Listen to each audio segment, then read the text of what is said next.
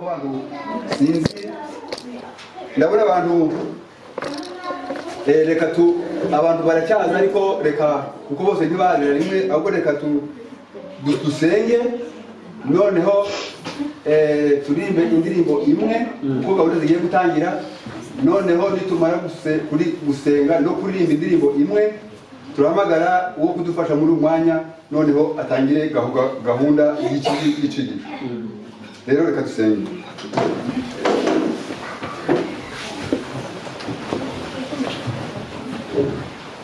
tugutamba igitambo cy'ishimwe kiza mwiza n'ubundi kuko utaturambirwa tugushimira urezi bwawe bukomeye imbabazi zawe zitandukanye zatubanye uhereye mu gitondo tugeze amasaha tugihumeka umwuka w'abazima nta ruhare twabigizemo ahubwo ni ubuntu bwawe bwinshi izina ryawe rihabwa icyubahiro tugushimira none akanya utugerejemo kuko twongeye kugaruka ahangaha hitiwe izina ryawe kugira ngo twongere twige ibyawe twongere duhugurwe mu by'ijambo ryawe naho uzubane natwe dufungure amatwi y'umwuka kugira ngo turusheho kumva n'amaso y'umwuka kugira ngo turusheho kureba ibikwiriye gukorwa muri icyo giheruka kugira ngo impano igiye kugera udasanga buri muntu wese yageze mu gihugu ijambo rya tuzima n'ubuvanganzo aho hepfo tugeze ahangaha uturinde umutekano w'ikirere uw'ubutaka uw'ibyuma byose muri rusange urabishoboye aho byose turabikweretse ngo ari wowe ubigenga kandi ari wowe ubihagarariraho imana kuko twe ntacyo twakwishoboza ngaho uze utubane kandi utubanishe utugutesha ibibazo b'amerika leta yacu nitumire umutekano mu buryo bwose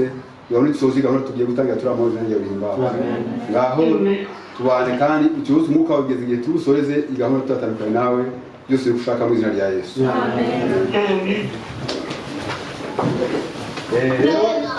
reka turirimbe indirimbo imwe noneho umwigisha arahita aza muhagarare kuko reka turananirwa reka muhagarare mwese reka duhagarare ahangaha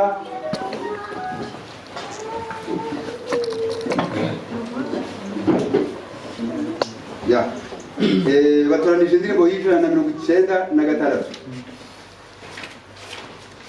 mbese urashaka kunesha ibyaha izera amaraso ya Yesu mbese urashaka kumenya izinzi n'amaraso y'umukiza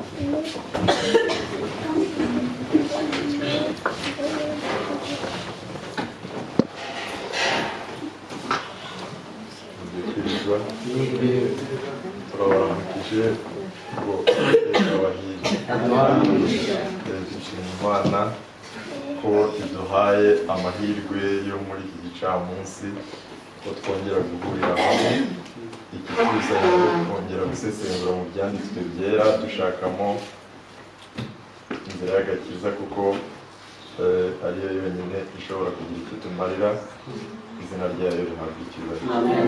Rero tudatinze turasenga niturangiza twigire hamwe ijambo ry'Imana n'izindi gahunda zibone kongera kuza gukurikiraho. Sibyo? Mwaruhutse? Sanga digestion ndumva ishobora kuba igeze hirya. Nta kibazo. Noneho reka dusenge. Data wa twese uri mu ijuru turagushimye kubw'ineza yawe n'urukundo rwawe rwinshi rutugaragayeho twese kuri uyu mwanya izina ryawe rihabwa icyubahiro. Turinze impanuka z'uburyo bwose turemereye kurama duhaye ubuzima ntawe watubikiye n'abari kure yacu turumva amahoro yabo turabigushimiye mu izina ryawe rihabwa icyubahiro. Ubundi tugiye kubumbura ibyanditswe byera ushaka kugira ngo uze utuyobore kuko Imana yacu turemeye kugira ngo tuduheshe icyubahiro twinginze ngo duhe buri wese guca bugufi kandi gusobanukirwa kuri uyu munsi ni kutubera mendezi yazatuma tubana nawe mu ijuru tubishimiye izina ryawe tutarasaba ubuzigukena kwawe rumwe twese tugenderere kubw'umwuka wawe wera gukwira hose icyarimwe twifuje cyane umwuka wawe wera ngo ubane natwe data nawe ubane natwe ndetse n'umwana kugira ngo twese tubonere imigisha imbere yawe mu izina rya Yesu.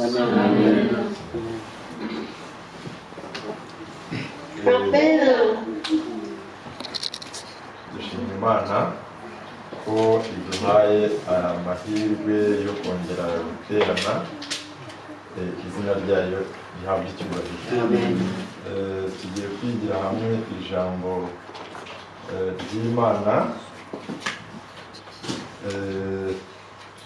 turibuze guha umutwe w'ibyo turi bwigire hamwe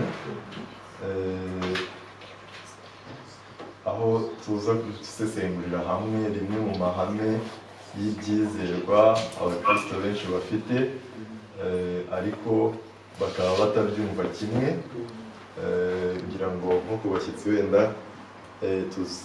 badusuye bazi ko turi abagorozi ibyo wenda twongere tubisubireho. Rero iyo havuzwe ubugorozi cyangwa iyo bavuze reforme iyo bakora definition ko c'est rendre la chose à l'original ni gusubiza ikintu ku mwimerere wacu sikumvikana se gusubiza ikintu ku mwimerere wacu.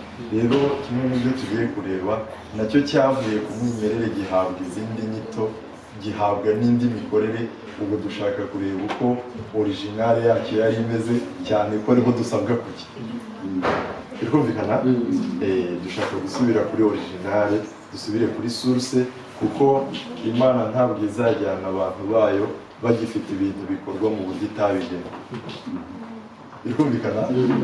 Ntabwo gahunda yo kujya mu ijuru twayigeraho Imana ipfe guterura abantu ivuga ati nubwo mukirizambya nta kibazo nta tolerance Imana ifite mu bizamba kandi yaratanze gahunda y'uburyo bigomba gukorwa. Nibyo ndumva hari abantu bagiye biga ibintu bikomakomeye mu bantu urumva mu mashami menshi atandukanye biba bikomeye ariko ndavuga ku ishami rimwe nk'abantu bajya bakora construction ntabwo wakubaka etaje ngo ugire level 40-50 nurangiza uzi kubona hari erere yakozwe kuri nivo ya kabiri urakunyumva unohise uvuga ati igeze kuri 50 ubwo nayisenya ntabwo ndi buyisenya kandi ubona hari erere yakozwe kuri nivo ya kangahe engineer yavuga nta kibazo yavuga ngo nta kibazo tumaze gutakaza amafaranga menshi nivo ziri hejuru nizo nyinshi kongera gusenya turaba duhombye igihe twataye amafaranga amatiriyo n'ibindi nta kibazo reka tubyihe yabivuga agenza ate asubiza hasi arayisenya igasubira hasi agatangira niba nta kundi byanditse kumva ikibazo mutari kucyumva wowe etaje turayubatse igeze kuri nivo ya 50 ariko dusanze materiel bakoresheje muri nivo ya kabiri inkingi zo muri nivo ya kabiri n'ibikuta sima bashyizemo tuvuge sima ntabwo ari iya karite bashyizemo umucanga mwinshi kuruta sima tubivuge mu mazina sibyo ariko na beto zagiyemo ntabwo ari karite sapotinga etaje ya nivo zirenga 50 ariko bageze kuri finissage bagiye gusiga amarangi ariko yireturuviye nivo ya kabiri ari uko bayegeye yavuga ngo nta kibazo agomba kubimanura akabivanaho agasubira kuri ya nivo ya kabiri. Engineer aradufashije we ahise aba engineer arabisiga kandi n'inakubwiye ko sibyo ndumva ikintu cyari kukivuga rero kuba twarubatse ibintu tukabimarana igihe byaramaze kuba ama etage n'amabeto hejuru y'ayandi dusanze fondation yubatse nabi no kubiritura tukabisubiza ariko mbwira engineer uje gukora expertise agasanga uko bimeze akavuga ngo byose bisubire hasi na rwiyemeza mirimo ndavuga mu Kinyarwanda sibyo yemeza mirimo muramumva no bita entrepreneur yes no rwiyemeza mirimo watsindije isoko we yari yayubatse yaragezeho bagiye kugenza gute engineer arahinze ati no yindi bwa kabiri itumye etage yose isubira barebana neza mu ngizo kuri mwese tube clear barebana neza bakundana ubwo ndumva kuri introduction n'ikigwa tukigeze iyo mubona ubutumwa bwiza buhinguka abantu bagahura ukabona ibintu ntibiri gukunda ibyo abantu baje kugorora ukabona abagororwa rwose bashinze ijosi ntaho waba uri kumwereka ati iyi materiel izarimo izamara abantu kiriya kizu kiri hejuru kizariduka ku bantu ari abakiri hejuru n'abari hasi bose bazapfa senya ariko umucancuro wese wiyubakiye akaba yaratangiye gusigaho akarangi ngo ace kumubwira ngo nasenye yongera atangire ntabwo mwakunda ntabwo mushobora gukunda ni naho n'amahame y'iyobokamana abantu bajya babigira ukuntu bishakiye maze haza checklist y'ijambo ry'Imana ati stop agakiza yego agakiza kujya mu nibyo kwinjira iri rembo rijya mu ijuru ugomba kuba wujuje ibyangombwa icyambere tubifate nka visa tujya tuziraho inahanga kuba ufite visa ufite yellow card uriya yellow fever n'ibindi udafite invitation letter bakubwira ati stop uri kujyayo urajya ukayerekana ariko umuntu yaranditse yuko muzatemberana atazakugaburira atazanagucumbikira kashi ziri sikubyo biba bakubaza amafaranga ari waba utabifite bakabona ubw'inzererezi please utegereye yose usubire hehe mu ijuru ntabwo ariho bapfa kujya gusa mvugo nzapfa kujya kada ntabwo bikunda stop ubundi aha tugeze kwerekeza rero tugiye kurebera hamwe ihame rimwe mu mahame menshi ariko turareba rimwe rivuga ngo pasika yacu yaratambwe ikigo cyacu turi bukire pasika yacu yaratambwe ubwo tugiye kureba pasika icyo ari cyo hari nacyo abandi bajya bageraho bakabyita ifunguro ryera cyangwa Sainte Seine Holy Supper nicyo tugiye kurebera hamwe turebe uko Imana yari yarakigennye tukujyana ubwo twebwe ntabwo turi bujye kuzidevira hirya ngo tuvuge ngo none uko ngiye mbyumva n'uko uriya byumva ahubwo turabaza ijambo ry'Imana nidusanga uko ritubwira aba ariko dukora numva aricyo kintu tugiye kwerekeza rero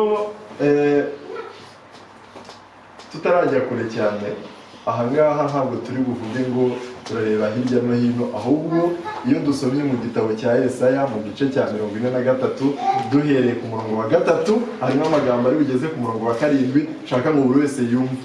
Haranditse ngo Yesaya igice cya 43 umurongo wa 3 haranditse ko kuko ndi Uwiteka Imana yawe uwera wa Isirayeli umukiza wawe, nagutangiye Egiputa w'incungu, Etiyopiya n'Iseba nahatanze ku bwawe. Umurongo wa 4 kuko wambereye inkoramutima kandi ukaba uwo kubahwa, nanjye nkagukunda, nicyo kizatuma ntanga ingabo zigapfa ku bwawe n'amahanga nkayatangirira ubugingo bwawe. Ntutinye, ndi kumwe nawe.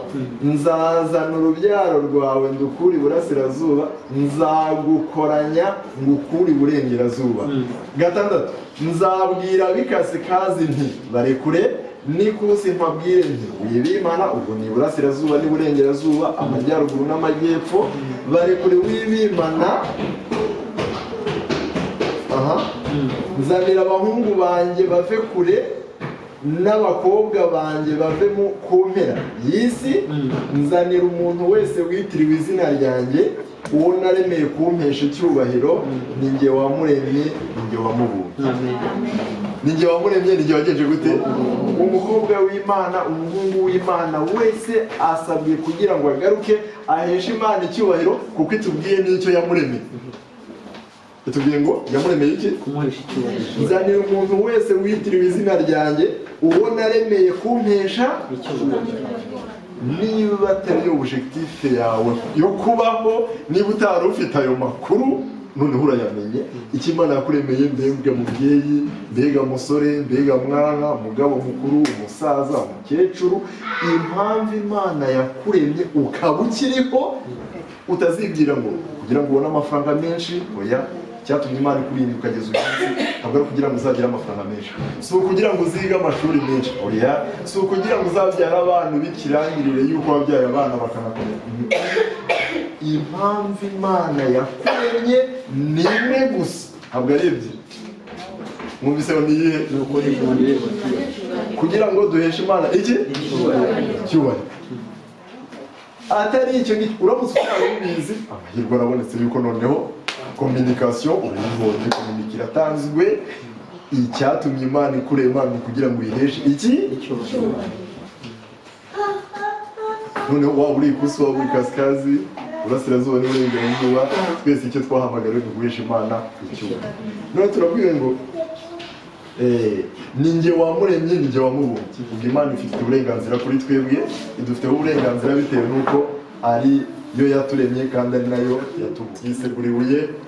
Afite ubwoba ariko arasinzira kubw'umunaniro, ngo maze haboneka urwego mu nzozi rwari rufatanyije ijuru n'isi, rugenda ruzamuka, abamarika bazamuka bamanuka ahitwa i Beteli. Niho yaboneye Imana imuha amasezerano y'uko izamuraga icyo gihugu. Yakobo aragenda, ageze i Parani kwa Labani, akora imyaka myinshi, ashakiraho abagore barenze umwe, arabatahana n'abana benshi. Mu nzira agarutse ari kwibaza uburyo azahura na Esawu. Esawu akamwicana n'abana be n'amatungo ye n'abagore be. Uri kunyumva? Bamaze kubambutsa akagezi bose, ngo yongera asubira hakurya y'akagezi, genda arapfukama arasenga. Mana, narariganije, nakoze ibyangwa n'amaso yawe, nsubiye mu gihugu cy'iwacu. Esawu aracyafite uburakari, azanantemagura, azanyica. Umbe hafi. Hatumwa marayika. Marayika hageze, Yakobo ngo kangukira hejuru, yumva ari Esawu umuhagaze hejuru. Ari nijoro, ngo barakira nijoro ryose. Ngo bigeze mu rukerera, marayika akanduye umutsi, uraregera, asa n'ucumbakiye ariko amucundeba ngo yanga kumurekura. Ndekura ngende kuko burakeye. Ati sinabi. Noneho ahita amenya yuko atari Esawu bari kurwana, ahubwo amenya yuko ari indi mbaraga imukozeho. Ati sinkurekura utampaye umugisha, sinkurekura utampaye umugisha. Marayika ati se ubundi witwa Yakobo? Uko mujya mwumva bisobanura ngo iki? Umuriganya. Ati ndi umuriganya, ndi umuriganya, ndi umuriganya, ndi umuriganya. Marayika ati wakiranije abantu urabanesha, kandi ukiranije n'Imana urayinesheje kuko udahisha ibyaha byawe ntukiswe umuriganya ukundi uba Isirayeli. Ubwo noneho twari turi gushaka inkomoko ya Isirayeli. Mwahumvise aho yakomotse, ntucyongeye kwitwa umuriganya ukundi, ahubwo ubaye Isirayeli, bisobanura ngo Prince de Dieu, igikomangoma cy'Imana. Ubwo aha bashoreye abana be rero gupfanya abagipfu yahuye na Esawu n'ibindi birakomeye. Iyo bakageze amaze igihe inzara iratera mu gihugu, ibibazo amashyari yabaye muri bariya bana bavukanaga ku bagore bageze kuri 4. Yosefu baramugurisha ajya muri Egiputa, ageze inzara iteye, amazeho igihe kirekire yarabaye igikomangoma kwa Farawo. Icyabayeho nuko bagiye guhahirayo bakuru be, bageze yarabibwira nyuma yo kubagerageza cyane, abasaba bose yuko bamanuka. Yakobo arapfa,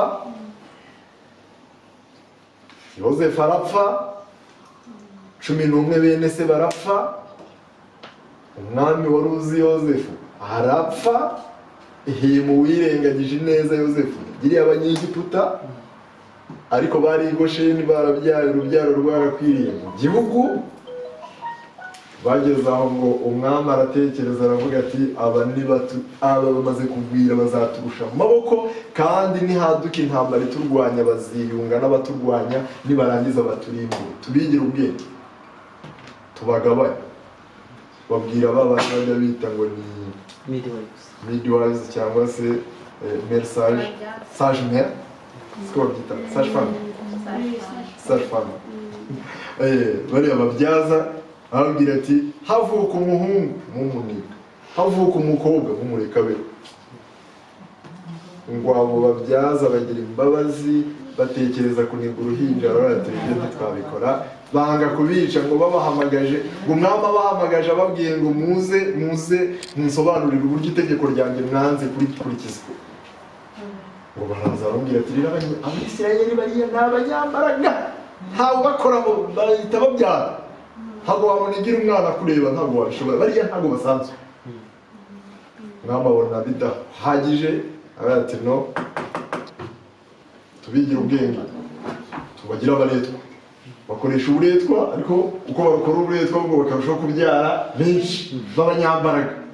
Ibyo biyobera umwami ati itegeko ni rimwe, nuko abahungu bose mubata mu ruzi rwa Nili.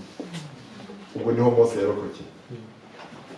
Tujyane, babakoresha uburetwa ngo kugeza ubwo batakambiye Uwiteka. Turasoma iryo somo, mujye mu gitabo cyo Kuva cyangwa Kuvayo, ubafite za zindi mu gice kiri ahangaha cya kabiri, cya gatatu, ni icya kabiri ku murongo wa 23 handitse ngo hashize iminsi myinshi umwami w'Egiputa aratanga, Abisirayeli banihishwa n'uburetwa babakoresha, barataka, gutaka batakishwa n'uburetwa kurazamuka kugera ku Mana. Imana yumva umuniho wabo, yibuka isezerano ryayo yasezeranye na Aburahamu na Isaka na Yakobo.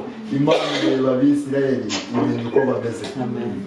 Imana ireba Abisirayeli imenya uko bagenje batuye, uko bameze. Baratatse, bari bamerewe nabi, bari bafite uburetwa. Ibaze uri gukoresha uburetwa, ariko wanabyara umuhungu bakagenza bate, kanaga mu ruzi. Byari ibintu bibabaje. Batakambira Uwiteka yitegereza Abisirayeli amenya uko bameze. Nibwo yohereje Mose. Ubwo ibyo kuvuka kwa Mose n'ibindi byo nabisimbutse.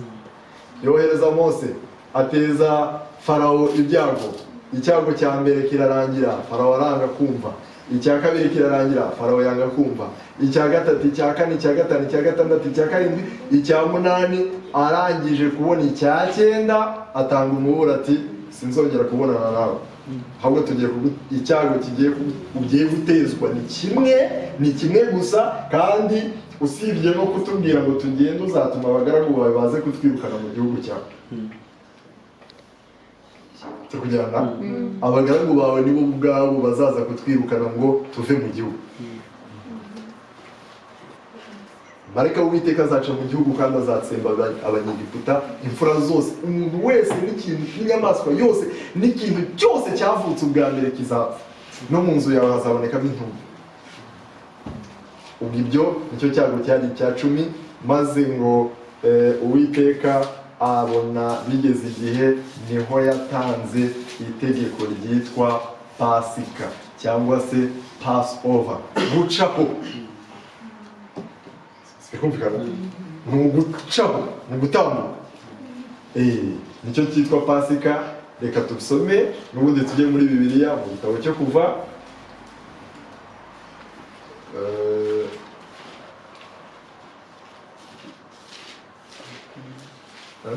cumi na kabiri ntekereza oya 12 Uwiteka abwira Mose ibya pasika. Uwiteka abwira Mose ibya pasika. Aha rero dukurikiranye dusanga Uwiteka yaramubwiye ngo turasoma imirongo mikeya iyo protokole ko yagenze kuko tutari bubisome byose. Turasoma twihuse duhere ku murongo wa mbere. Avuze ngo Uwiteka abwira Mose na Aroni mu gihugu cya Egiputa ati uku kwezi kuzababera imfura y'amezi, kuzababera ukwezi kwa mbere mu myaka. Mubwire iteraniro ry'Abisirayeli ryose ku wa 10 w'uku kwezi umuntu wese yiyendera umwana w'intama uko amazu y'abasari, umwana w'intama umwe mu nzu imwe, kandi niba inzu ari nto itari bumara umwana w'intama asangire umuturanyi we, bahereranye bawufatanye uko umubare w'abantu uri, uko imirire y'umuntu wese iri, aba ariko muzabara umubare w'abasangira umwana w'intama. Umwana w'intama wanyu cyangwa umwana w'ihene ntuzagire inenge. Icyo ni icyambere. Hari impamvu ntuzagire iki? Ngo mukomereke ijisho, no gucika ugutwi, iryinyo ryavuyemo, n'urwara rwavuyemo, ni ihembe ridahari. Ibyo byose byagombaga kuba bitari muri business y'intama cyangwa ihene iri buriho. Hari impamvu turaza kuyibona hirya. Ntuzagire inenge, uzabisekuru bitaramara umwaka. Icyo ni icya kabiri. Muzawukure mu ntama cyangwa mu ihene, muzawurindiriza umunsi wa 14 w'uku kwezi. W'uku kwezi iteraniro ryose ry'Abisirayeli bazawubikire nimugoroba, bazende ku maraso, bayasige ku nkomanizo zombi no mu ruhamo rw'umuryango by'amazu bawuririyemo. Muri iryo joro bazarya inyama zaho zokeje, bazirishe imitsima itasembuwe, bazirishe n'imboga zisharira.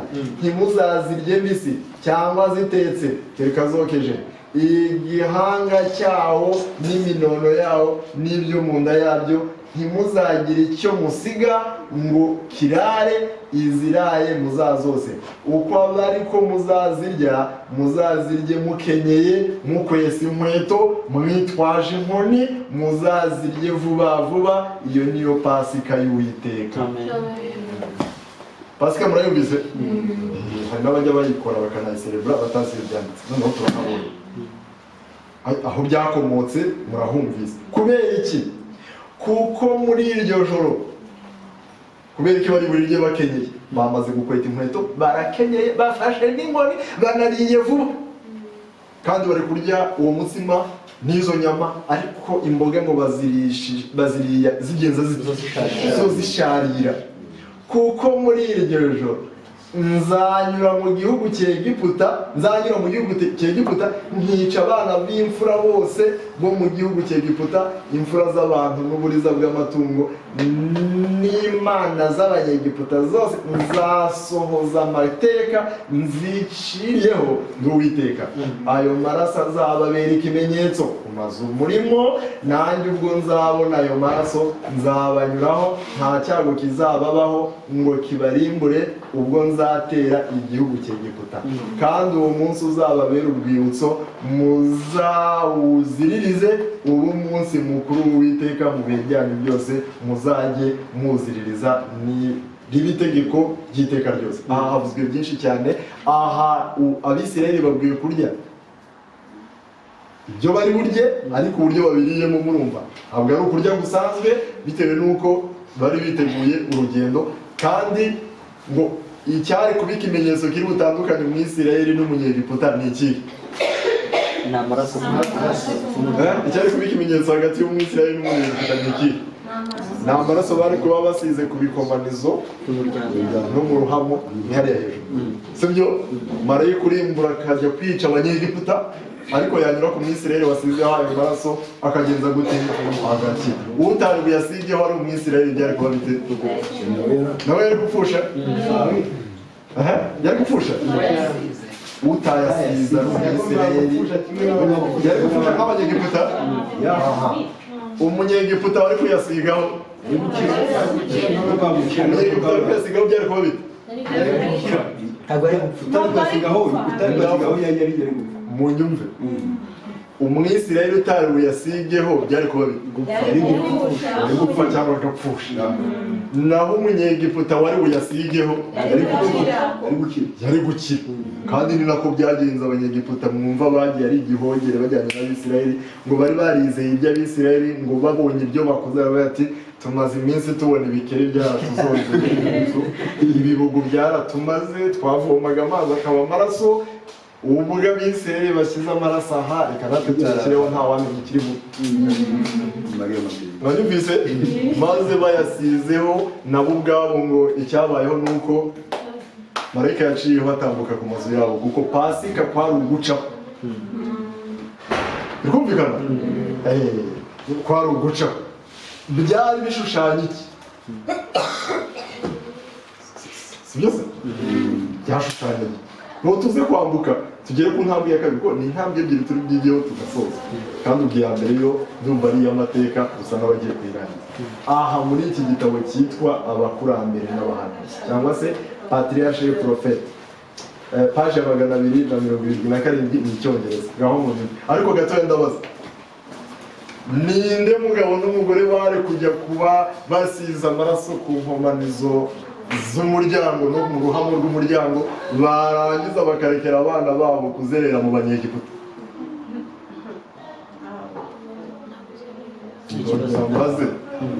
nasubira mu kibazo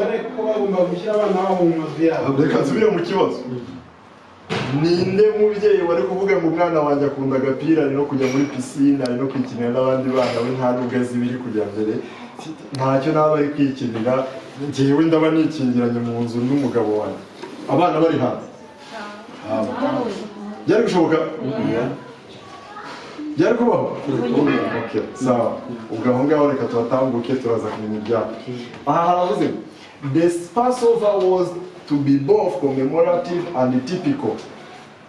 Pasika yari kuba urwibutso kandi ari n'ikigereranyo ibintu bibiri yari kuba urwibutso ntawe ujya wibuka fitire ahubwo umuntu ajya yibuka pasi ni byose ibyo ubwo wambwira ngo ibuka muri 2025 ubwo byashoboka muri 2025 buriya wanyibutse ibyabaye ntabwo bishoboka ariko tuvuze ngo muri 2005 paje yo kumbwira rwose 277 naho tujyana kwibuka 2005 birashoboka sibyo ariko ikigereranyo cya 2025 nacyo gishobora gushushanya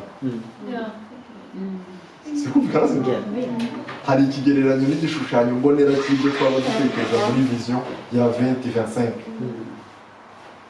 ariko hari na histoire commémorative y'ibyabaye muri 2005 aha turabwiwe ngo not only pointing back to the deliverance from Egypt ntabwo byari kuba urwibutso gusa rw'ibyabayeho bacungurwa bakurwa mu buretwa bwo muri Egiputa muyumve ntabwo byari kubaho yuko rwari kuba urwibutso rwo gucungurwa kwabo bava muri Egiputa gusa iyi Pasika ntabwo ari cyo yari kuba imaze gusa but forward to the greater deliverance which Christ was to accomplish in freeing his people from the bondage of sin. Ahubwo byari kuba igishushanyo cyo gucungurwa kwari kuzaza ubwo Kristo yari kuzaza agakura abantu mu buretwa barimo bw'icyaha. Tuvuze ibintu bibiri. Harya turi kwigisha abatubwira ngo Pasika yacu yagejeje gute? Yarataha. Tuvuze ibintu bibiri.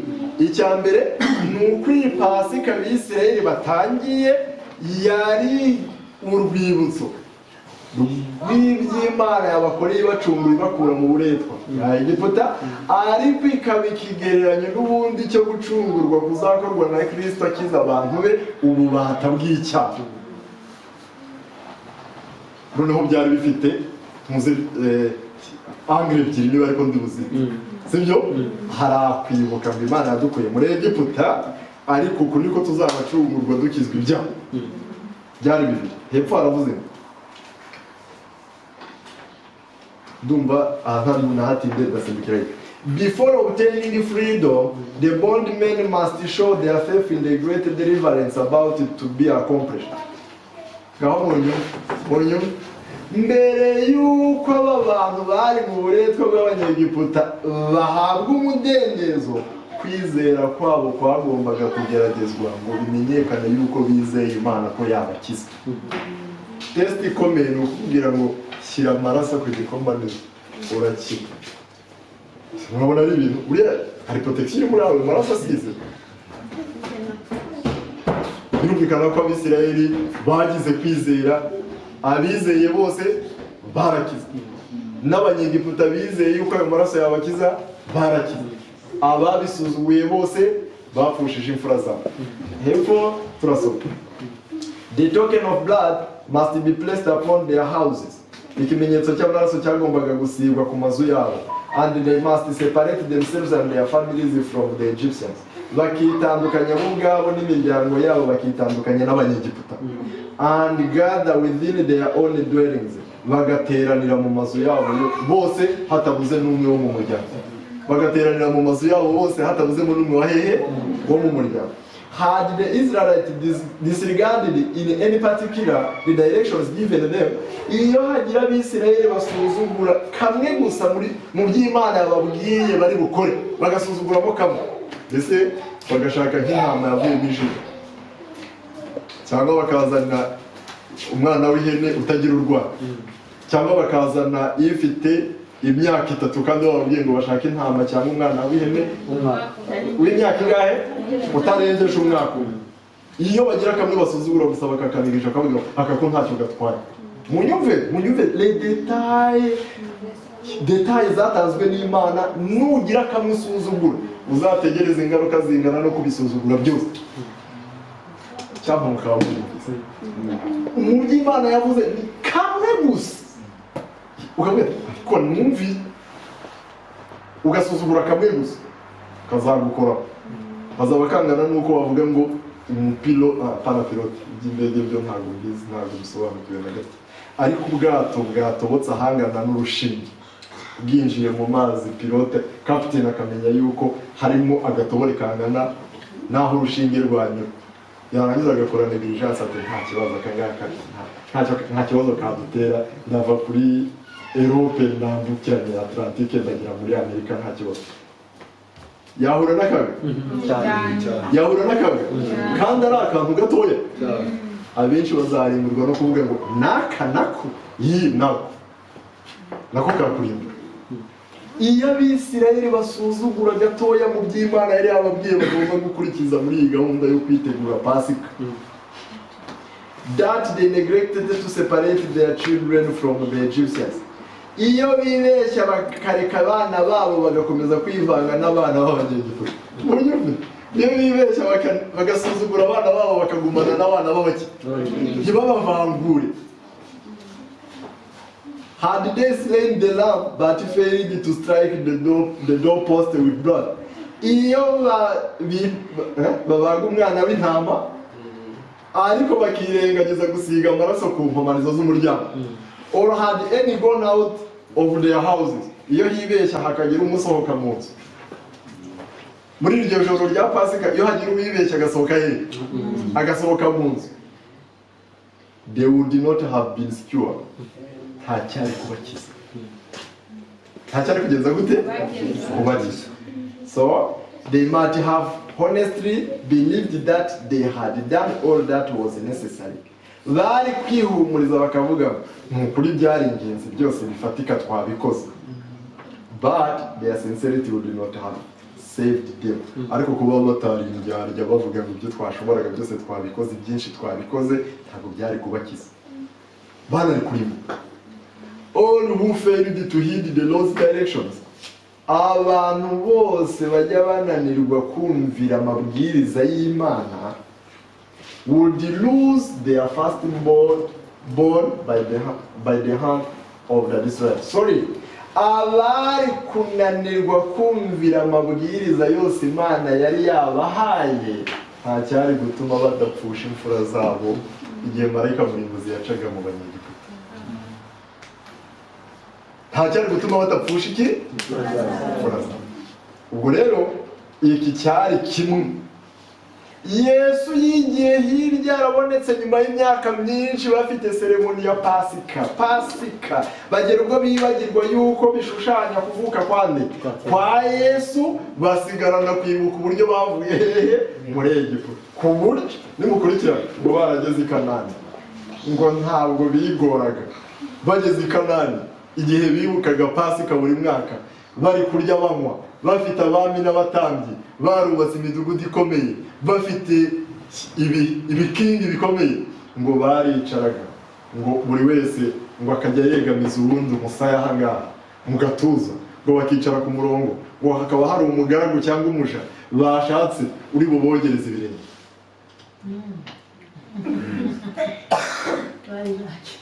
Bari bagezeyo ariko batibuka yuko icyo cyari ikigereranyo cy'uko bazacungurwa bakize ibyaha. Ngo bakicara, ngo bakarambura ibirenge batya, ngo wese bakajya bamuza ibirenge bacaho. Yesu aje abona ibyo yagambiriye ko bigiramo barabinegirije cyangwa se barabitakaje. Yesu agiye gusoza umurimo yari afite aha ku isi, atangiza sisiteme nshya yo kumwibuka. Cyangwa mukaba munyumvise ubwo tugeze kuri leta. Yesu atangiza gahunda nshya. Harya ngo aba babyeyi buriya basangiye nande muri Egiputa, basangiye nande imiryango yabo. Mwumvise ngo basangiraga nande? Umuryango w'ababyaranyi. Vuga ngo mu nzu umugabo n'umugore n'abana, nta n'umwe wemerewe kuba hanze yaho Pasika iri kuri. Nibyo? Turabwiye ngo wari kwirengagiza gatoya mu mabwiriza wari bahawe, nta cyari gutuma imfura yo muri iyo nzu itagenza gute idapfa. Aha rero iyo twitegereje tugiye muri iki gitabo cy'Abakorinto ba kabiri, n'abambere, ni igitabo cy'Abakorinto, urwandiko Pawulo yandikiye Abakorinto, urwa mbere mu gice cya 5 umurongo wa 7 haratubwiye. Igice cya 5 umurongo wa 7 baravuze ngo nuko nimwiyezeho umusemburo wa kera kugira ngo mubirobeshya mube mutakirimo umusemburo wa kera koko, kuko Pasika yacu yatambwe ari we Kristo.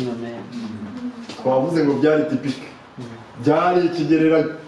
Pasika yacu yagenje gute? Ari we nde? Kristo. Iriya ntamaze itaramara umwaka, itagira inenge, itagomba kugira ngo iraribwa nirangiza irare, kuko Yesu ntiyapfuye ngo azongera apfe. Ibyo byose byagereranyaga yuko Yesu naza azadupfira, akadupfira rimwe gusa ritagira ibya kabiri, kandi Yesu ntabwo yari agira impuhwe. Uko bisobanura. None turabwiye ngo Pasika yacu yagenje gute? Yaratambwe. Yesu ku munsi yari bubambweho, ku munsi ngo yari bugenze gute? habura gato ngo abambwe. Yakoze ibikurikira dushaka kugira ngo dusangire twumve ibyo yakoze.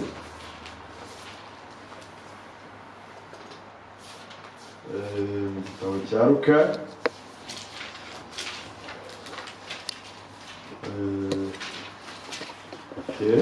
yabonye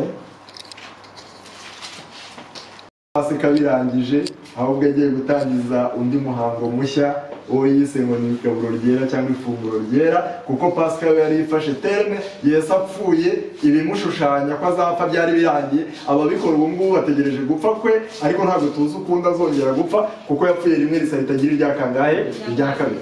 Haranditse ngo umurongo wa 7 igice cya 22, Yesu n'abigishwa basangira ibya Pasika.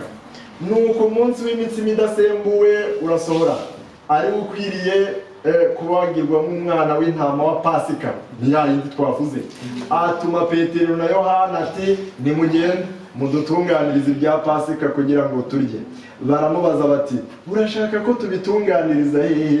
Arabasubiza ati dore nimumara kugera mu murwa muza guhura n'umugabo wikoreye ikibindi cy'amazi, mumukurikire mu nzu ari bwinjiremo, nuko mubwire nyir'inzu muti umwigisha arakubaza ngo icumbi ririhe, aho ari busangirire ibya Pasika n'abigishwa be, nawe ari bubereke icyumba kinini cyo hejuru giteguye abariho mu bitunganiriza.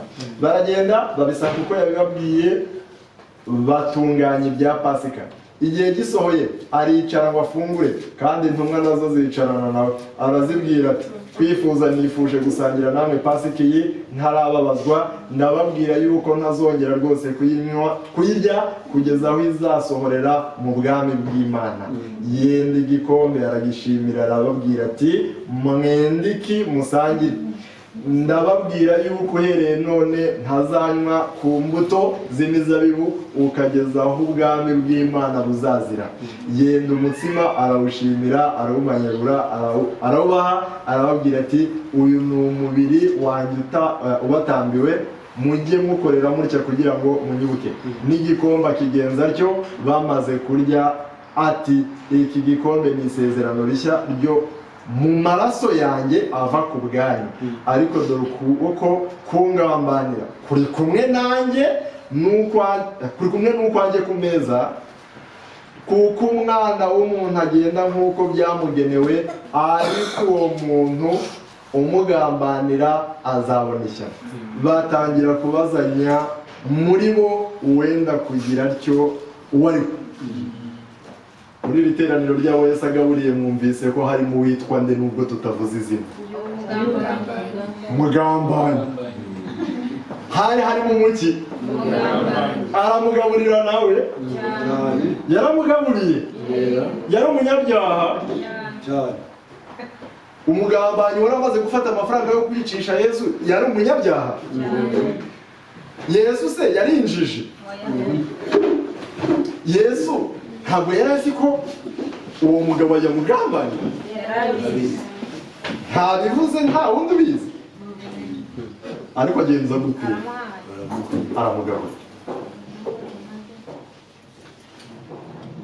Aramugaburira. Yesu hari ikindi yakoze mbere, nshaka kugira ngo tuze kunyarutsa ibintu tujye mu gitabo cya Yohana.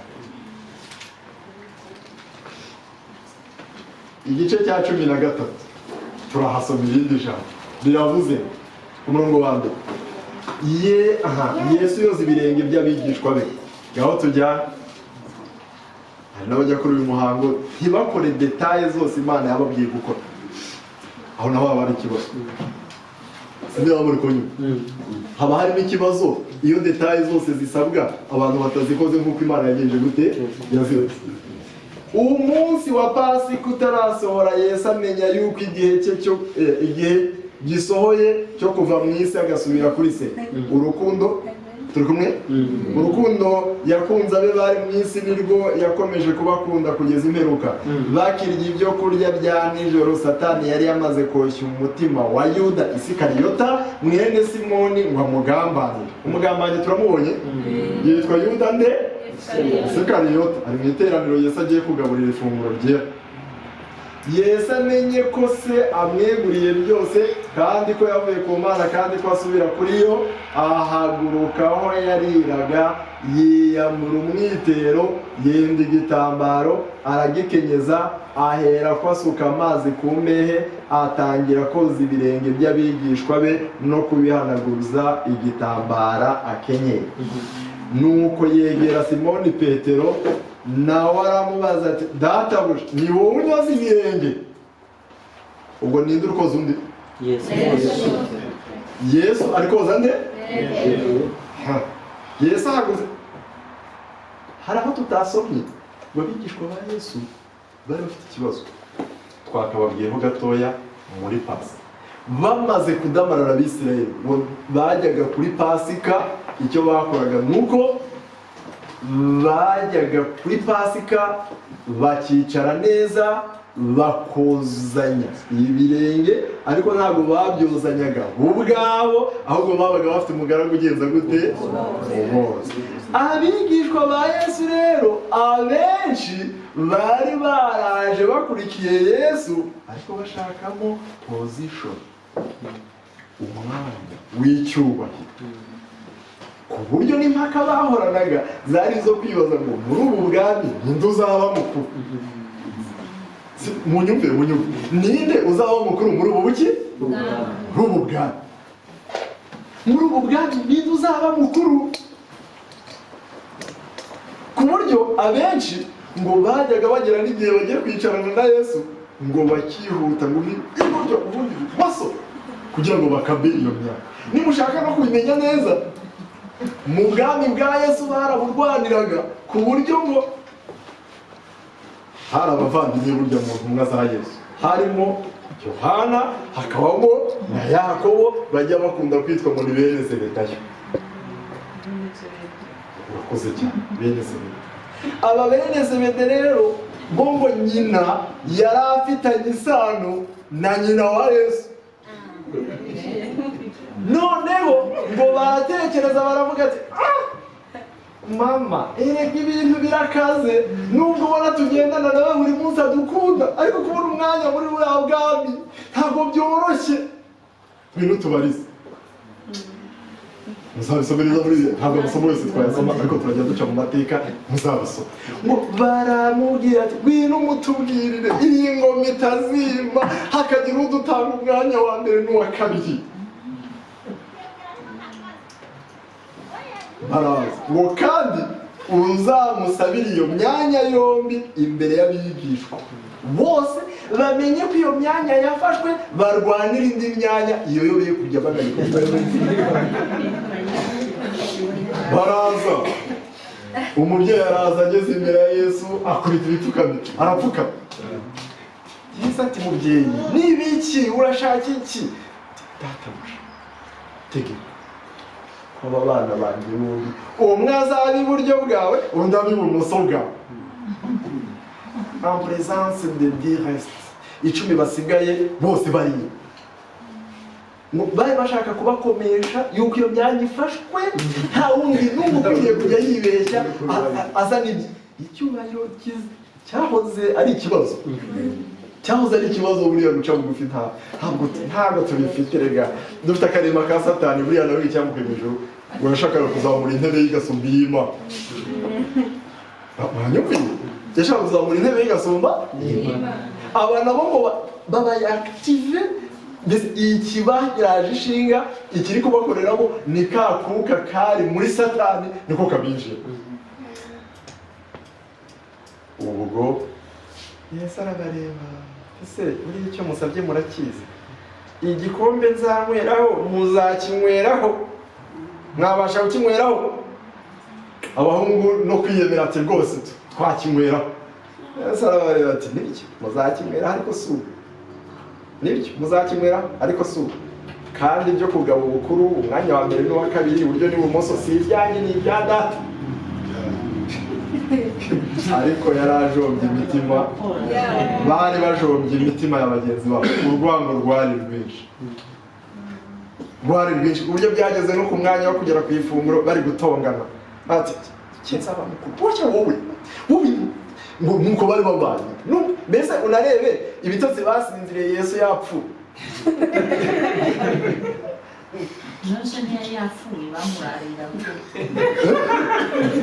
Okay, basinziriye ibitotsi ku buryo umugore witwa Mariya, nose Yesu ntiyari ababwiye ngo dore ngiye kubambwa kandi nyuma y'iminsi 3 uzazuka, tuzahurira ku musozi wa hehe Galilaya. Si rendez-vous yari abahaye, ariko ibyo bivugaga byose avuga ati ninde uzaba mukuru. Ntibabyumve kugeza ku mwanya Yesu abahakaniye ko ubukuru atari ubw'uwo mwanya, noneho barwaniraga ubwo bukuru. Noneho muri uyu muhango wa Pasika Yesu yabatumye ngo bajye gutegura, baragenda barategura ibyo kurya barabiza, ibyo kunywa barabiza, amazi yo koza ibirenge yari ahari, esuwime yari ihari yo guhanagura ibirenge. Umugaragu ari Yesu araza ngo ahageze ariyicarira, ngo bakundaga kwicara anseka. ariyicarira nawe arabara wese akajya areba bogesha ibirenge ubukuru bwaba burangiye ibyo kuzabayobora byaba birangiye undi nawe akareba ubundi barebana Yesu ageze ahaguruka hagati muri bo aragenda afata igitambaro sirika mu nda suka amazi mu ibase atangira koza ibirenge ageze kuri Petero mureke mwumve exclamation ya Petero ku murongo wa 6 nuko yegera Simoni Petero nawe aramubaza databuja ni wowe unyoza ibirenge Yesu aramusubiza ati ibyo nkora ubu ntubizi ariko uzabimenya hanyuma urakoze cyane Petero aramubwira ati reka ntabwo nzemera na hato kunyoza ibirenge Yesu aramusubiza ati nintakoza ntacyo tuzaba duhuriyeho Simoni Petero aramubwira ati databuja noneho ntunyoze ibirenge byonyine ahubwo unyuhagire n'amaboko umese n'umutwe Yesu aramusubiza ati uwuhagiwe nta kindi aba agomba gukorerwa keretse koza ibirenge mwababoneye rwose namwe muraboneye ariko si mwese Yesu yarasohora kubwira n'ubundi yaramuzi muraboneye ariko si ndi kuboza ariko bamwe muranoga ntimunoga muraboneye ariko si mwese icyatumye avuga ati ntimuboneye mwese nuko yarazuri umugambanire uwo ari we 12 nuko amaze kuboza ibirenge yambara imyenda ye arongera aricara arababaza ati aho mumenye icyo mbagiriye munyita shobuja n'umwigisha ibyo mubivuga neza kuko ari kondi koko nuko rero ubwo mbogesha ibirenge kandi ndi shobuja n'umwigisha niko namwe mukwiriye kubyoza ngo nitujya ku ifunguro turozanye ibirenge itegeko nuko ryatanzwe itegeko nuko ryatanzwe tugomba kozanya ibintu mukurikire sawa gaho tujyana aha turabwiwe ngo Yesu ibyadukoreye ibyo akoreye abigishwa be aravuze ngo nuko rero ubwo mbogesha ibirenge kandi ndi shobuja n'umwigisha niko namwe mukwiriye kubyozanya mbahaye icyitegererezo kugira ngo mukore nk'uko mbakoreye nukuri ndababwira yuko umugaragu ataruta shebuja kandi ntumwitaruta uwayitumye nimumenye ibyo murahirwa niba mubikora nimumenye ibyo murahirwa niba mugeze mute amahirwe ariko babikora batabikora nta mahirwe bafite hepfo simbavuze mwese kuko nzabona atoranije keretse ko ibyanditswe bikwiriye gusohora ngo urya ibyo kurya byanjye niwumbanguriye umugeri dore ubu mbibabwiye bitari byaba kugira ngo nibiba muzizere ko ndi babwiye yuko hari umugambanyi muri mwe yanangurishije kandi kumugaburira ubwo mbibabwiye bitaraba kugira ngo nimubona yuko byabaye muzizere yuko ndiwe wari warahanuwe ko ari njyewe wari waravuzwe yuko nzaba hepfo nukuri ndababwira yuko umuntu wese wemera uwantumye ari jye aba yemeye kandi unyemera aba yemeye n'uwantumye aha tuhigiye ijambo rikomeye tugiye kwambukiranya kugira ngo twe kunatinda kugira ngo ducungure igihe aha mu gitabo cyitwa uwifuzwa ibihe byose ifunguro ryera cyangwa kwigaburo hari igihe cyinshi bijya bibaho ko abantu bajya bavuga ngo njyewe ndumva ntiteguye ntabwo ntunganye ntabwo nasangira n'abandi ku ifunguro ryera twasoma tukabwirwa ngo aho intumbiri niho inkongoro zijya ziterana bivuze ngo Yesu yapfuye ari uwo gukiza abanyabyaha ifunguro ryera ntabwo ryagenewe abakiranutsi ahubwo ifunguro ryera ryagenewe abanyabyaha kuri okaziyo y'iyi funguro ryera tugiye kureba ibintu biba bihakorerwa, uko Imana ibyitwaramo, uko Yesu abyitwaramo, uko umwuka wera abyitwaramo, uko umuntu wese uri aha akwiriye kubyitwaramo, kugira ngo umuntu ataziheza akiheza ku byari bimufitiye umumaro yabaye mu bitari bimugirire umumaro. Hepfo turasoma ndabibaha rwose.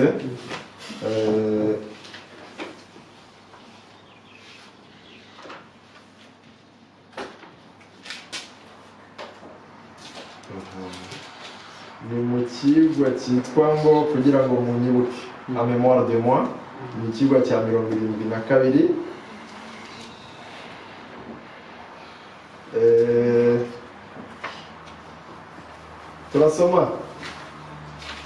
turasoma kuri page ya 656. aravuze ngo though Jesus knew Judas from the beginning, he worshipped his feet. Nubwo Yesu yarazi Yuda uhereye kare kose, uhereye mbere hose, uhereye kera kose, yamwogeje ibirenge. Ngo bimeze bite? Nubwo Yesu yarazi Yuda. Nubwo Yesu yarazi Yuda uhereye mbere hose, ariko icyo yakoze ngo yagenje gute? Yamwogeje ibirenge. Byagenze bite? And the betrayer was privileged to unite with Christ in partaking of the sacrament. Iyi sakramento abari ko tuyita noneho no muri rwa rurimi rwacu. Nakiziye. Aha turabwiwe ngo uyu mugambanyi yagize amahirwe yo gusangira na Yesu ifunguro ryera. Yagize amahirwe yo gusangira na Yesu iki? Sawa kwiheza uyuda. Na Yuda ntiyiheje, na Yesu ntiyamuheje, hanswe wowe. Harimo ikibazo kwiheza? Turaza kubyumva hepfo. Aravuze ngo a long suffering Savior held out every inducement for the sinner to receive him, to repent and to be cleansed from the defilement of sin. Uyu mukiza wihangana cyane w'umunyambabazi, nta kintu na kimwe yakora cyabuza umunyabyaha kwihana, cyabuza umunyabyaha kumwakira, cyabuza umunyabyaha kwezwaho kwandura kw'icyaha kwamwanduje. Umukiza nta na kimwe yakora, ntabwo yakwigizayo kugira ngo ugumane ibyaha byawe. Nta munyabyaha utera ubute Yesu.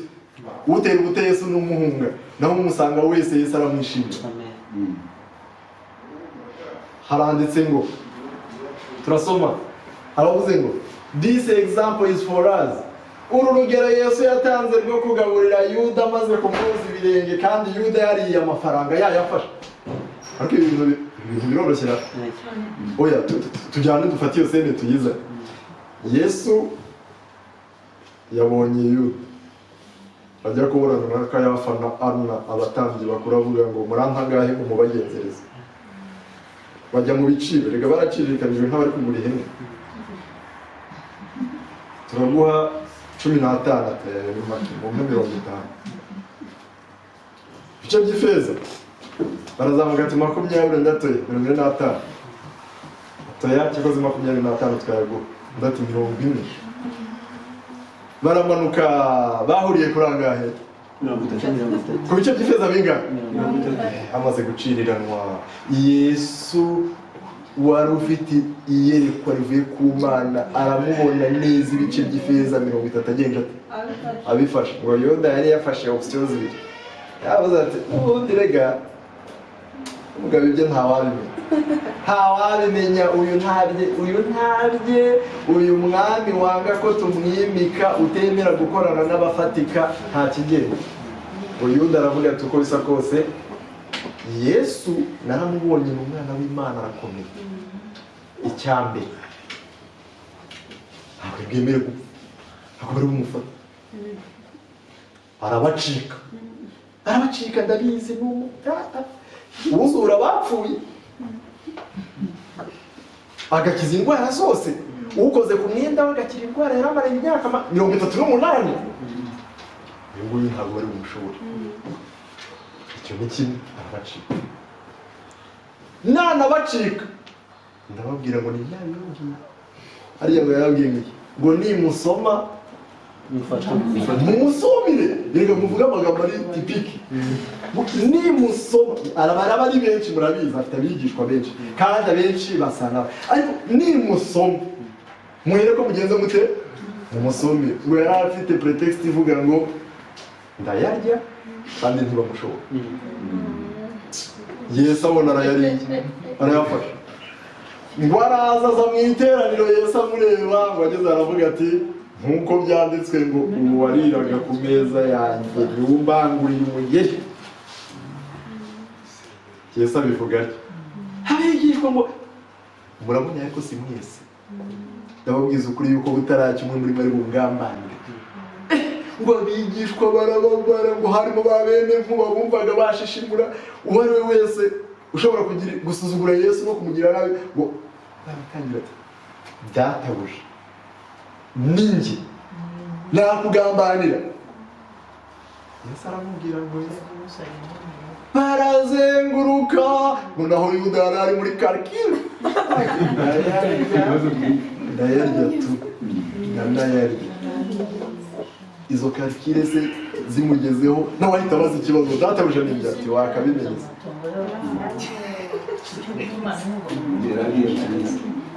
sinzi aho muri kunyuma amatwi ari mu rupfu ntajyayo yari agifite umwanya wo kwiga ngo Yesu yamaze aravuga ati wakabimenye bumva badashizwe aravuga ati ubwo se ni Yuda ntiwavuze barongera baramubaza ati ariko se murambariza iki uwo ndi bukoreze intore ku mbehe kamutani karabaruka aranayimuharika Yuda arayirya arayihagurukana arasohoka ngo ariko Yuda yabonye Yesu amwogeje ibirenge yari ategereje kuzaba premier ministre mu bwami bwa Yesu ngo ahera ko aravuga ati n'ubundi naribeshye nayobotse umugabo udafatika woza abagaragu woza ibirenge by'abagaragu ntabwo afatika naribeshye n'ubundi nari kuzaviramo ubusa uwo ni uwitwa Yuda bwa mbere yabanje kuba convaincre agiye kwatura ngo niho yakoze izo analize zindi aravuga ati ubundi nari narayobye reka nkubitutu abe twongera uwo ni uwitwa Yuda ariko Yesu ngo yamwogeje iki ariko azi neza yuko Yuda ari mugenzi we yafashe amafaranga azi ko yimuzanira igitero ibyo byose haravuze ngo uru ni urugero kuri twe when we suppose want to be in error and sin igihe twibwira yuko mu iteraniro turimo harimo umwe w'umunyamafuta hakaba harimo umwe dutekereza yuko ari umunyabyaha we are not to divorce ourselves from him twemererwa kwitandukanya nawe muri uyu muhanda uru ni urugero kuri twe niba hari uwo dukeka yuko yaba ari umuki ari umunyabyaha yaba ari muri ereri ari no mu binyoma ari n'umunyabyaha mbona namwe yabigira ibintu ntazi ati tugeze ku ifunguro rero abashyitsi murabyumva murabona rero bashyitsi ibi ni ibyera murareba ngo bagacaho abandi bakabona kujya ku ifunguro mais ils ont perdu la signification batakaje icyo bisobanura kuko Yuda Yesu yamwogeje iki mfiteho ikibazo ku buryo ntari bwumve ibikurikiraho ntabajije Yuda kuba Yesu amuzi kuva icyo gihe cyose ntabwo akongera akamwoza ibirenge ntabwo byaba byabindi abasaza bavuga ngo umurenzaho wese amajingo ntabwo ndi kucyumva neza umurenzaho ku buryo ari kumugira akamwoza ibirenge hari akantu kwiyererutsa oya ntabwo ari ibyo ikibazo kirabajije ngo Yesu yogeje ate Yuda ibirenge kandi azi neza ko yamaze gufata n'amafaranga yo kumugura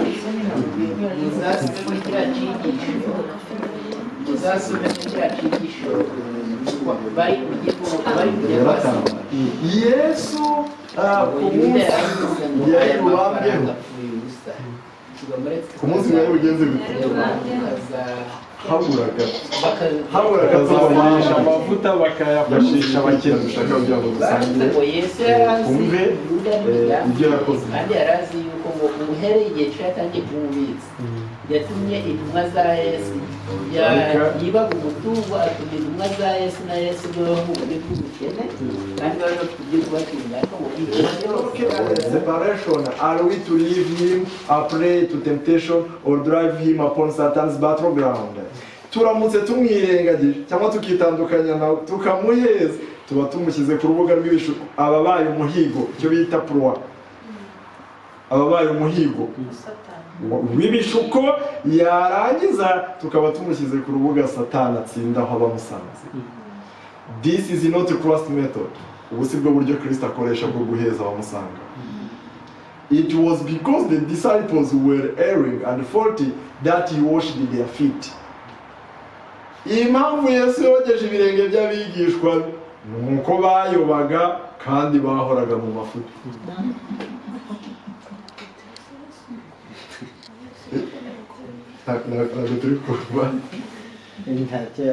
ntabwo ari ikibazo. It's fine. Gaho tujyane.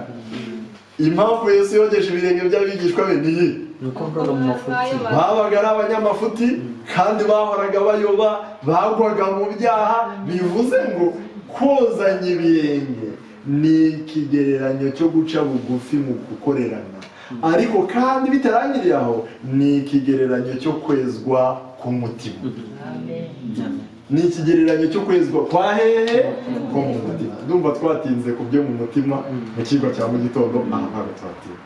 Hepfo haravuze ngo and all but one of the 12 were thus brought to repentance. Mukozwa ibirenge usibye umwe gusa muri 12 abandi bose igikorwa cyo kuboza ibirenge cyabagejeje ku musaruro wo kwihana. Sinzi namunyumvise usibye Yuda gusa abandi bose Yesu yabogeje ibirenge bisoza bamaze kugenza gute kwihana. Wabwirwa n'ikaho Imana igutegerereje ngo wihane ibyakunaniye ngo bishobore. Ndasoma kandi kajambo gatoya simbukira hano haravuze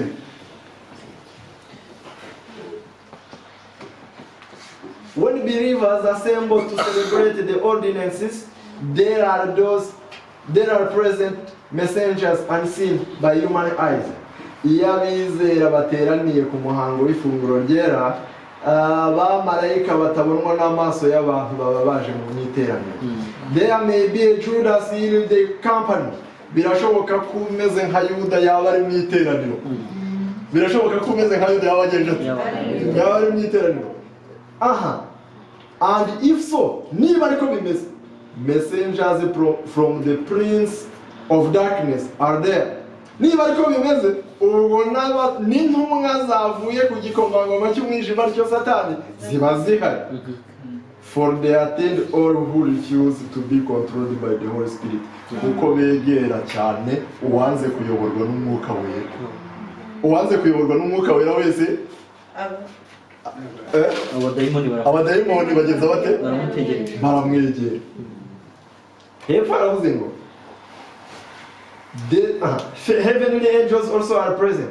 Abamarayika bo mu ijuru nabo bahari. These unseen visitants are present on every such occasion.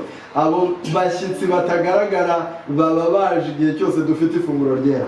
There may come into the company persons who are not in heart servants of truth and holiness. Birashoboka ko mu iteraniro haba harimo abantu badakorera Imana imitima yabo kandi batubaho kuri batari nabera, but who may wish to take part in the service. Ariko bakumva babana n'abandi mu ifunguro ryera.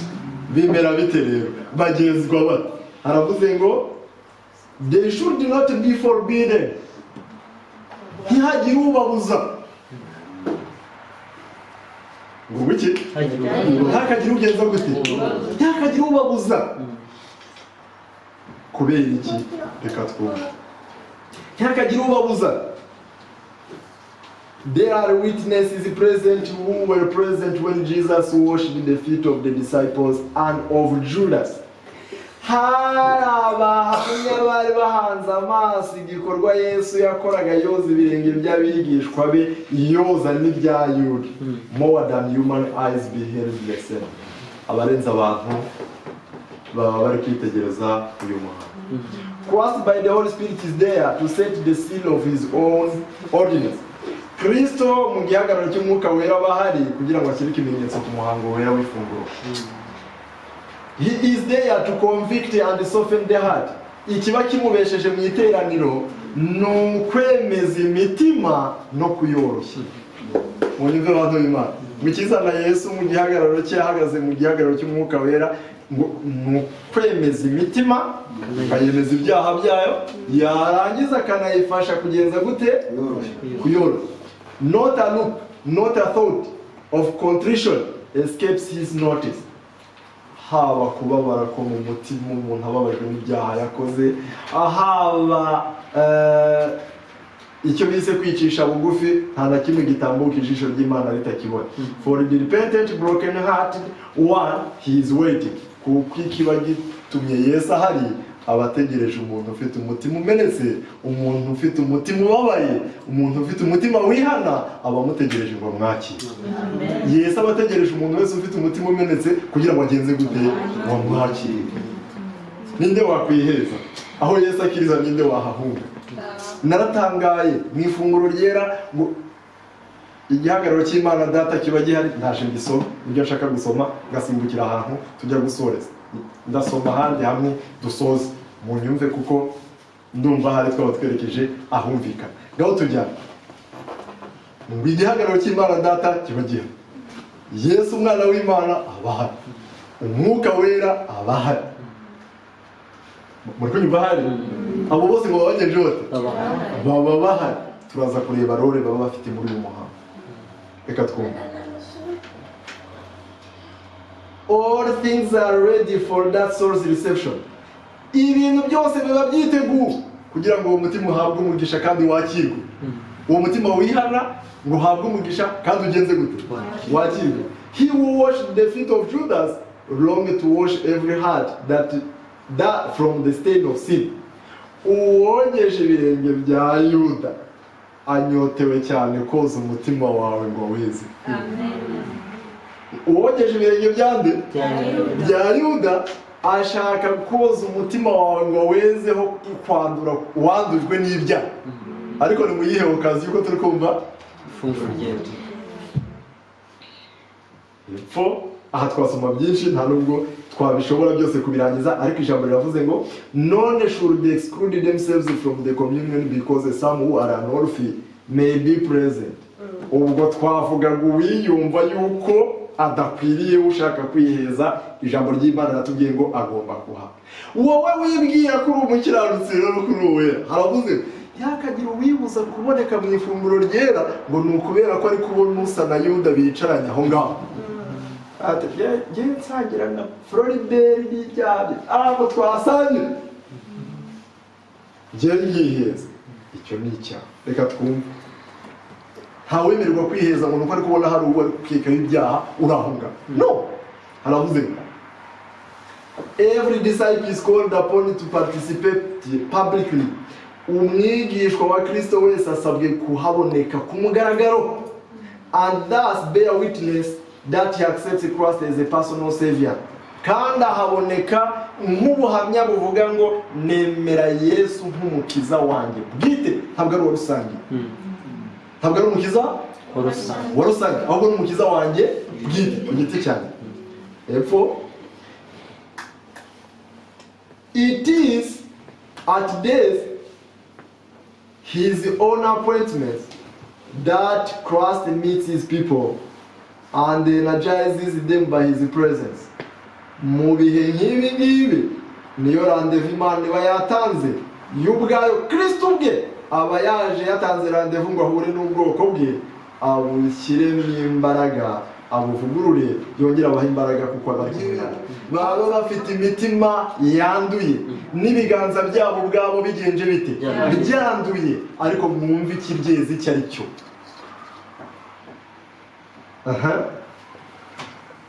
Yet Christ is there to minister to his children. ariko Yesu waba yahaje kugira ngo bari ugaburira abana be. Birashoboka ko ngewe nariyobora nanduye n'abateguye ibizafasha ifunguro badatunganye, ariko Yesu waba yahaje kugira ngo ahumugishe abana be baje badafite uburyo. Urwitwazo rwo kutaboneka ku ifunguro turarufite, murumva urwemewe ruhari. Reka twumve. Haravuze ngo all who come with their faith fixed upon him will be greatly blessed. Abaza mu ifunguro ryera bose kwizera baguhanze kuri Yesu nta kizatuma badahabwa umugisha ku bwinshi. Abondama. All who neglected these seasons of divine privilege will suffer loss. Abirengagiza iyi gahunda y'ifunguro ryera bose bakarireka bazahura n'igihombo gikomeye. Bazahura n'igihombo kigenje gite? Gikomeye. Rero nkuko twababwiye ibyo gusoma byo ntabwo twabirangiza. Of them it may appropriately be said, kuri bo bashobora kuzabwirwa ijambo rye ngo ntabwo muboneye. Abo bashobora kuzaribwirwa igihe cyose bazaba batabonetse mu muhango wera kandi Imana ariyo iba yararitse. Noneho nkuko twababwiye, reka dusomere ijambo none twerekeze ku musozo. Riravuze kuri page ya 651. Ngaho munyu iri ryo murikurikire mwese, murikurikire iri dufitiye umumaro twese. Haravuze ngo the holy watcher from heaven is present at this season to make it one of soul's searching, of conviction of sin, and of the blessed assurance of sins forgiven. Turasobanura. Uwiteka Imana yo mu ijuru, Data wa twese, abari mu ifunguro ryera nyiri turimo, ikihamubesheje igihagararo cye kihabereye kugira ngo ashoboze abantu kwisuzuma mu mitima. Ashoboze abantu kwisuzuma hehe? Ese bantu b'Imana hande twabonye ari nde wasuzuma ubundi mu mutima? Ninde wasuzuma ubundi mu mutima? Ngewe ngomba kwisuzuma, nawe ukagenza gute? Kwisuzuma. Imana iza mu ifunguro ryera, umugambi nyamukuru ari ukugira ngo ngewe nisuzume nawe wisuzume, kuko igihagararo n'igitinyiro cy'Imana iyo bihari nta n'umwe utamenya yuko akwiriye kwisuzuma ntagumane ibyaha bye. Kabiri, turabwiye ngo icya kabiri, of conviction of sin. Iki Imana ibibereye mu muhango wera w'ifunguro ni ukwemeza umuntu ibyaha bye. Kwemeza umuntu iki? Ibyaha. Bwa mbere Imana itera umuntu kwisuzuma. Uriko nyumva? Icya kabiri kagutera kugenza gute? Kwemezwa ibyaha byawe. Icya gatatu gikomeye kiba cyazanye Imana mu muhango nk'uyu, and of the blessed assurance of sins forgiven. Ibi bishaka kugira ngo umuntu wese ataha ava mu ifunguro afite amahirwe yo gutahana ubwishingizi buvuga ngo ibyaha byanjye byose ndabibabarira. Ibyaha byanjye byose ngenje gute? Iyi ni randevu. Kabiri, turasoma. Haravuze ngo Christ in the fullness of his grace is there to change the current of the thoughts that have been running in selfish channels. Kristo abari mu iteraniro mu gihagararo cye, ikihamubesheje ari ukugira ngo intekerezo ziraragira zijya mu bitekerezo byo kwikunda, icyo bise selfish thoughts, ibitekerezo byo kwikunda, ibitekerezo bitari mu rukundo, ibitekerezo birimo kwikubira no kwirebaho gusa, kugira ngo ibyo byose abigarure bifokasinge ku mugambi nyirizina w'ibiri gukora. Birakumvikana? Icyo nicyo Yesu Kristo aba yaje gukora. Uwa gatatu, the Holy Spirit quickens the sensibility of those who follow the example of their Lord. Umwuka wera aba yaje gukabakaba imitima y'abakurikiza urugero rw'umwami wabo. Mumurikire iri jambo mwe kurisobwa kuko twaba duhombye. Haravuze ngo umwuka wera ajyaza gukabakaba imitima y'abantu bose biteguye gukurikiza urugero rw'umwami wabo. Urugero rwa Yesu aba rukurikiza kuko yatubwiye ngo ibi muzabikorere kugira ngo mugenze mute sibyo ngo muri abagaragu banjye nk'abandi shobuja n'umwigisha muzabikore namwe mujye mukorera ibi murahirwa niba mubimenye mukagenza mute mukabikora n'uwo aravuze ngo the Savior's humiliation for us is remembered. Aha ngaha niho twibukira gusuzugurwa k'umwami wacu no gucishwa bugufi no guteshwa agaciro kandi ari umwami wari ugambiriye kuducungura. Mu ifunguro ryera niho tubyibukira. Thoughts links with thoughts. Igitekerezo gihamagara ikindi. Igitekerezo ngo gihamagara iki? Ikindi. Our chain of memories is called up. Maze umunyururu w'ibitekerezo no kwibuka n'inzibuso warangiza ugasubiraho. Memories of God's great goodness. Aha niho umuntu ajya yibukira ubugira neza Imana yamugiriye butagira uko bungana. Warakotse gupfa? Wigeze ururokoka? Sawa. Ugomba kwibuka ubugira neza Imana yagenje gute. Birakugira. Wigeze ukena? Birakuyobera ubu uko bigenza. Don't forget. Ibuka. Wigeze ugira uburibwe bw'umubiri? Ibuka. Wigeze ugira ubwoba? Ibuka. Ihumura Imana yaguhaye? Ibuka. Wigeze ukomereka mu mutima ukumva nta kizaguhumuriza, nta n'ikizahomora? Ibuka. Ibyo byose ngo Imana ibigambiriye ngo umuntu wese w'Imana yongere yibuka ubugira neza bwawe. Epfo aravuze ngo tunyaruka, aravuze ngo and of the favor and tenderness of earthly things. Wibuke n'imbabazi n'ubugira neza inshuti zaha ku isi Imana yakabye imitima yazo zikakugirira imbabazi zikakugirira neza nawe wabonaga ugeze aho ubwihebe bugufashe. Aha niho imigisha y'Imana ijya tubwirwa ngo mwisuzume mwinire. Kwinira kuvugwa gusubira mu byiza Imana yagukoreye byose n'ibyo yakurokoye byose ukabyibuka. Hepfo blessings forgotten. Aha mu iteraniro niho twibukira imigisha yose twari twaribagiwe. Niho twibukira imigisha yose twari twaragenje gute. Ninde udafite imigisha Imana yamuhaye? Ninde udafite ibyo abura? Ntimubona yuko hari ibyo tujya tubura bikatwibagiza ibyo twigeze tubona byiza? Ntimubona yuko hari iyo wabuze inkweto aba aricyo mvuga cyoro, sibyo? Ukumva amaganya yaraje, ariko nawe ushobora kubuza n'ubundi wari ufite amaguru nk'ayawe akaba atakirya. So utagira amaguru yaganya inkweto. Haba avuga ngo ngewe sinzi gusa, ariko so utareba ajya aganya ngo Imana yantoye iki kubera iki? Ntazi gusoma. Nuvuga ngo aha mu ifunguro ryera n'umuntu yibuka ibyiza Imana yagenje gute yamugiriye. Turabwiwe ngo all are called kindness, mercies abused. Hari ubuntu Imana yakugiriye urabwabyuza ubutesha agaciro, urabusesagura. Ibyiza Imana yagukoreye ubirangaramo. Turabwiwe ngo kindness slight.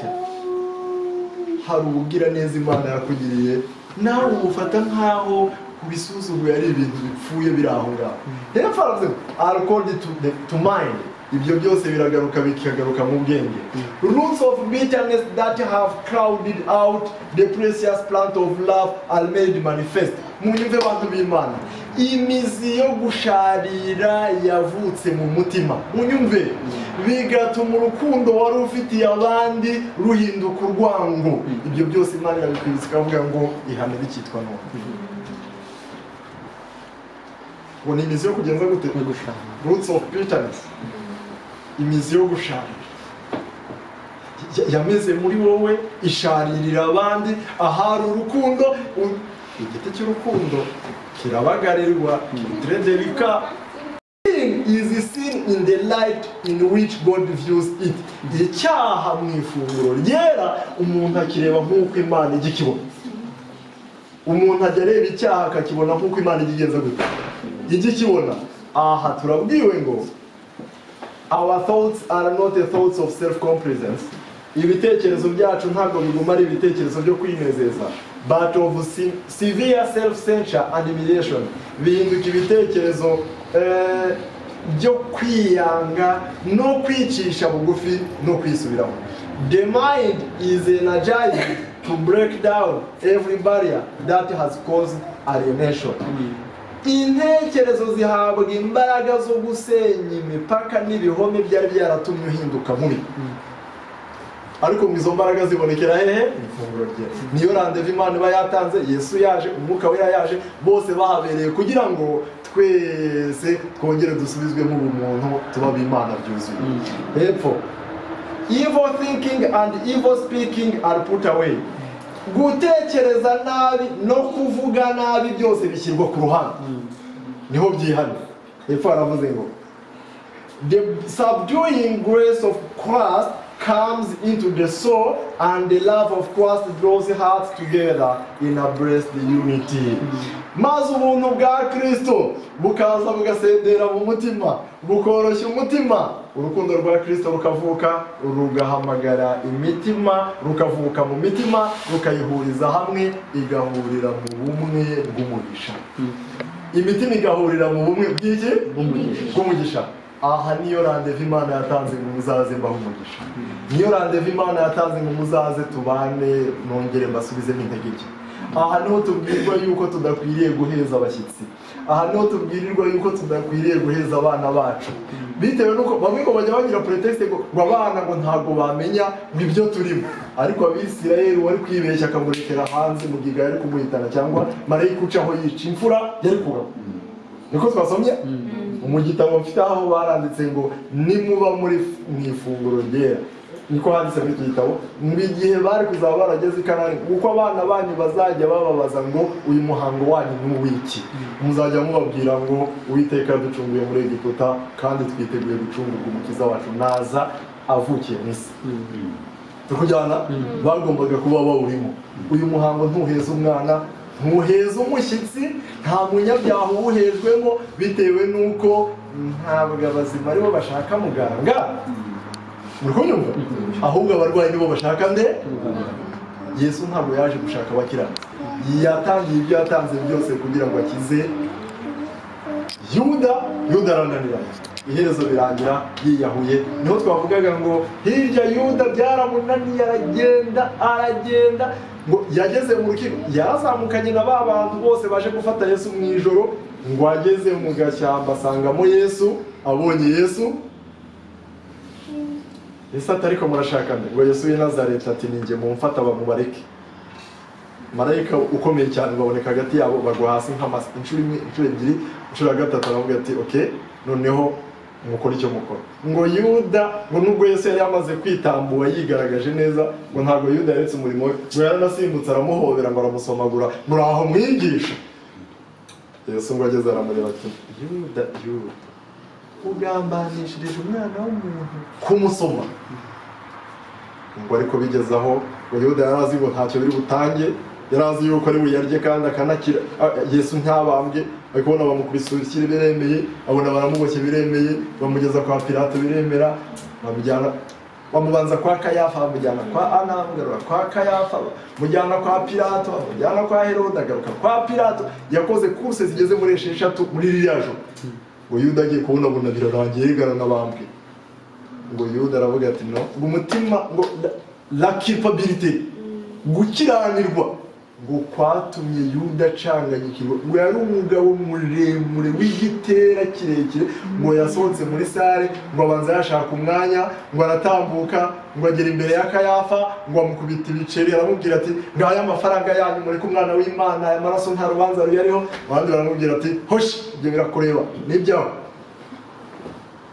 Yuda ngo ahera ko mwise furiyareshimwe, ngo araza apfukama imbere ya Yesu ati mwana w'Imana mbabarira wikura. Yesu aramubwira ati iyi niyo saha yanzanye, hasi nahava, iyi niyo saha yanzanye, naje gucungurwa. Yuda ngo yasohotse avuga ijwi rirenga ribi ridakwiriye kuzavugwa n'umuntu n'umwe wicaye aha ngaha n'abatwumva bose. Yaragiye avuga ngo c'est trop tard, c'est trop tard, c'est trop tard.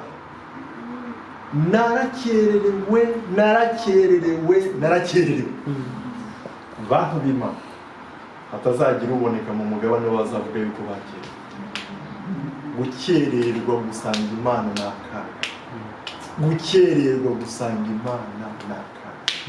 Akenshi biravugwa abantu bakabona hari izindi okaziyo zizaza, abantu bakumva hari izindi okaziyo zizaboneka, ariko les occasions ne viennent pas plusieurs. Ntabwo amahirwe ajya aboneka inshuro nyinshi. umugisha byakumarira iki kubona icyubahiro cyo mu isi ukabona ubutunzi bwo mu isi ukabona ibinezeza byo mu isi ejo mu gitondo ukabwirwa ngo iminsi yawe yabazwe iherezo riraje mu gitondo cy'umuzuko bakavuga ngo njye Alpha na Omega uwa mbere n'uwa nyuma itangiriro n'iherezo ni muza mwebwe abo data yahanisha murabwo ubwami bw'abatunganyijwe hanze hakabonekayo abazahahera maze umuriro watunganyirijwe satani n'abadayimoni nawe ukavumbaho cyane ko tuzi neza yuko umuriro wa Gehinomu nta muntu wateganirijwe abazawujyamo mu kuvumba kuko Yesu yadupfiriye twese kuri meme titre d'égalité turareshya imbere y'agakiza reka twe kuzaririmba indirimbo isa n'iya Yuda ahubwo dusaba Imana idushoboze tuzaboneke mu mugabane w'abazanesha tuzamukane tugere mu rurembo ruhoraho rw'ijuru twese tuzabona amaherezo yo kubana mu bwami bw'ijuru kandi twe kuzaboneka mu bakererewe randevu Imana yatanze yo kugira ngo duhurire ahangaha tubashe kubona agakiza kayo ye kugira ngo n'umwahombera twese tuhungukire mu izina rya Yesu. Amen.